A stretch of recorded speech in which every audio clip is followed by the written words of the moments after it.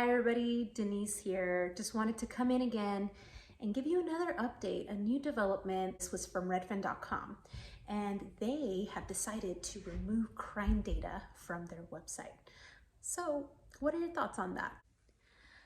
We recently decided not to add neighborhood crime data to Redfin.com. We were considering this because we're very much focused on answering all the questions people have when they're considering a home purchase. And we know that one of these questions is whether they'll feel safe in a given home or neighborhood. But the data available don't allow us to speak accurately to that decision.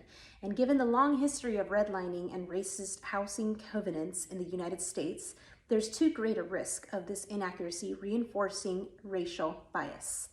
We believe that Redfin and all real estate sites should not show neighborhood crime data. One big thing we learned through our research is that there's a real variety in how people define and evaluate safety, and that doesn't line up very well with purely crime-based data. When we survey people about what they want to know about a neighborhood, they define safety in a number of different ways. People variously say that they care about whether there's trash on the street, care solely about violent crime, or care whether they're going to frequently see people who are homeless. I mean, don't they all go hand in hand together? Even if you narrow down to crime as an indicator of safety, there are reasons to doubt the usefulness of the data available. The most straightforward source of crime data is the Uniform Crime Report from the Federal Bureau of Investigation, which collects reported crimes from police departments across the country. Most crimes in the US go unreported. However, and most reported crimes go unsolved. The fact that most crimes are missing creates a real possibility that the crimes that show up in the data set skew one way or another. And the fact that most reported crimes go unsolved means that some of the crimes being reported in fact may not be crimes. If you're extracting data at the neighborhood level, the risk of these gaps leading to inaccuracy becomes high. I'm still trying to re-rack my brain around that last sentence, that most reported crimes go unsolved, meaning that some of the crimes being reported in fact may not be crimes. If they weren't crimes, then wouldn't you recategorize that as something else and not still considered as an unresolved crime? Does that make sense? To get around the gaps with reported crimes, the main other data source we considered was a national crime victimization survey from the Bureau of Justice Statistics. By virtue of being a survey, this has the advantage of being capable to capture both officially reported and unreported crimes.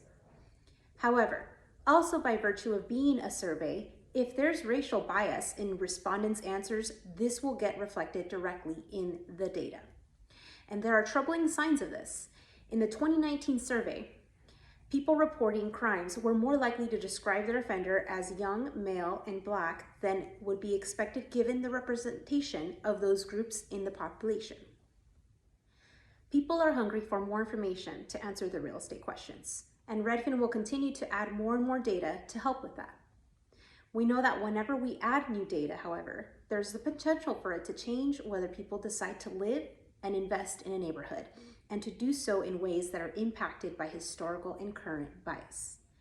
Each and every time we add data to Redfin.com, we will consider the accuracy and likely impact of that change. Sometimes that will result in us deciding not to add data to the site, and sometimes that will result in us deciding to add the data. In this case, we're confident that the crime data that are available today ought not to be on Redfin.com or on any other real estate site. Let me get this straight. Sometimes that will result in you deciding not to add data to the site, and sometimes that will result in you deciding to add data, so you're gonna weigh in on what you want to add to the site or not. As you can see, maybe this can be a very heavily controversial topic. These are just my opinions with what I've just read. I would love to hear your opinions, what your thoughts are, and whether you agree with Redfin.com. In a nutshell, I believe we should just be transparent with everything and just be real about it. Why conceal information? I just don't understand that.